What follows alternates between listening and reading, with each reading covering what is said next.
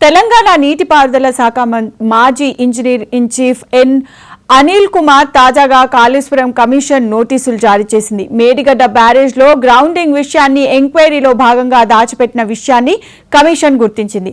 అదేవిధంగా ఉన్నత హోదాలో ఉండి అబద్ధపు స్టేట్మెంట్స్ ఇచ్చినందుకు ఆయనపై చైర్మన్ పి చంద్రఘోష్ తీవ్ర ఆగ్రహం వ్యక్తం చేశారు. దీంతో ఆయనకు నోటీసులు ఇచ్చి ఈ నెల 9న తిరిగి విచారణకు రావాలని కమిషన్ ఆదేశించింది.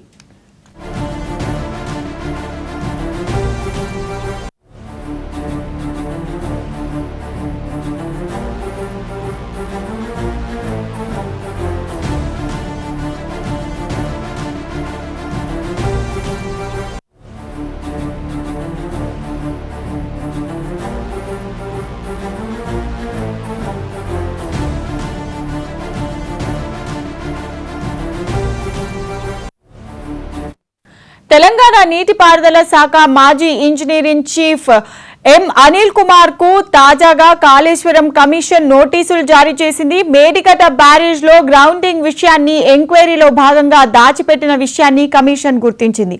అదేవిధంగా ఉన్నత హోదాలో ఉండి అబద్ధపు స్టేట్మెంట్స్ ఇచ్చినందుకు ఆయనపై చైర్మన్ పి చంద్రఘోష్ తీవ్ర ఆగ్రహం వ్యక్తం చేశారు.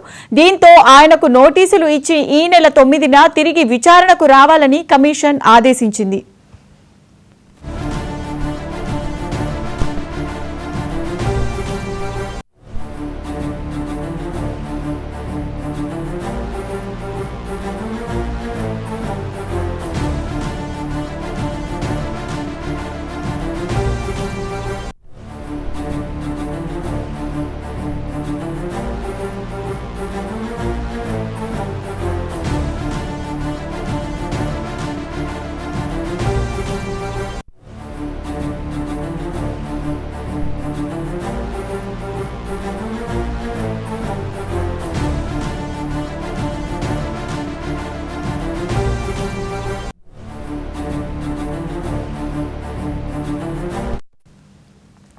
తెలంగాణ నీటిపారుదల శాఖ మాజీ ఇంజనీర్ ఇన్ చీఫ్ ఎం అనిల్ కుమార్ కు తాజాగా కాళేశ్వరం కమిషన్ నోటీసులు జారీ చేసింది. మేడిగడ్డ బ్యారేజ్ లో గ్రౌండింగ్ విషయాన్ని ఎంక్వైరీలో భాగంగా దాచిపెట్టిన విషయాన్ని కమిషన్ గుర్తించింది. అదేవిధంగా ఉన్నత హోదాలో ఉండి అబద్ధపు స్టేట్మెంట్స్ ఇచ్చినందుకు ఆయనపై చైర్మన్ పి చంద్రఘోష్ తీవ్ర ఆగ్రహం వ్యక్తం చేశారు. దీంతో ఆయనకు నోటీసులు ఇచ్చి ఈ నెల 9న తిరిగి విచారణకు రావాలని కమిషన్ ఆదేశించింది.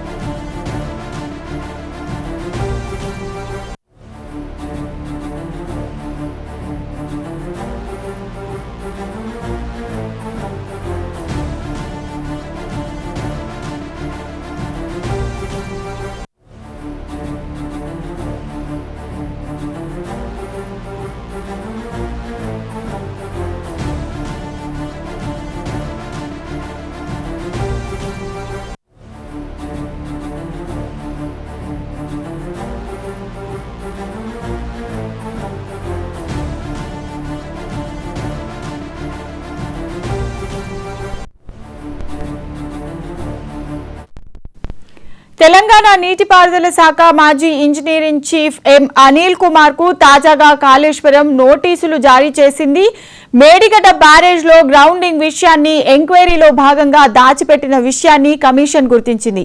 అదేవిధంగా ఉన్నత హోదాలో ఉండి అబద్ధపు స్టేట్మెంట్స్ ఇచ్చినందుకు ఆయనపై చైర్మన్ పి చంద్రఘోష్ తీవ్ర ఆగ్రహం వ్యక్తం చేశారు. దీంతో ఆయనకు నోటీసులు ఇచ్చి ఈ నెల 9న తిరిగి విచారణకు రావాలని కమిషన్ ఆదేశించింది.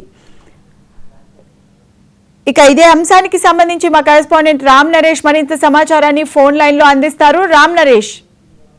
పవిత్ర కాళేశ్వరం విచారణ తుది నివేదిక సిద్ధమవుతున్న తరుణంలో ఒక కీలక అంశం అయితే తెరపైకి వచ్చిందని చెప్పుకోవచ్చు. ఏదైతే మాజీ ఈఎన్సీ అనిల్ కుమార్ ఇచ్చిన స్టేట్మెంట్ రాంగ్ స్టేట్మెంట్ ఇచ్చారని చెప్పేసి కమిషన్ గుర్తించడం జరిగింది.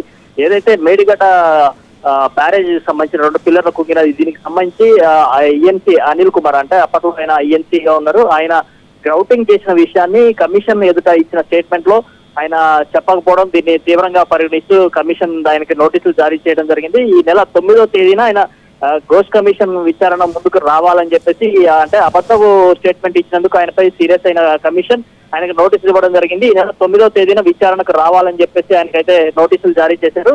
మనకు తెలుస్తున్న సమాచారం ప్రకారం ఇప్పటికే ప్రభుత్వం దీనికి సంబంధించి గత క్యాబినెట్ సంబంధించిన మినిట్స్ ను అందజేయడం జరిగిందని చెప్పి కమిషన్ సంబంధించిన అధికారులు చెప్పడం జరిగింది. ఏదైతే గతంలో కాళేశ్వరం కమిషన్ కు సంబంధించిన క్యాబినెట్ అంశాలు ఉన్నాయో ఆ అంశాలన్నింటినీ కూడా కమిషన్ క్షుణ్ణంగా పరిశీలిస్తుంది. ఈ సందర్భంగానే ఏదైతే ఈఎన్సీ అనిల్ కుమార్ వ్యవహారం బయటకు రావడంతో ఆయనపై కమిషన్ తీవ్ర ఆగ్రహం కూడా వ్యక్తం చేసినట్టు తెలుస్తుంది. దీనికి సంబంధించి ఆయన ఈ నెల 9వ తేదీన విచారణకు హాజరు కావాలని చెప్పేసి, దీనికి సంబంధించిన స్టేట్మెంట్ కూడా ఇవ్వాలని చెప్పేసి ఆయనకి నోటీసులు ఇచ్చిన పరిస్థితి కనిపిస్తుంది. ప్రధానంగా చూసుకుంటే కాళేశ్వరం కమిషన్ సంబంధించి తుది నివేదిక సిద్ధమవుతున్న సమయంలో ఈ వ్యవహారం బయటపడటంతో ఒక్కసారిగా మళ్ళీ ఏం జరుగుతుందనే అంశం తెరపైకి వచ్చింది. అయితే దీనిపై ఆయన మరోసారి విచారణకు రావాలని చెప్పి కమిషన్ పిలుపునిచ్చింది. ఆయనకు నోటీసులు కూడా జారీ చేశారు.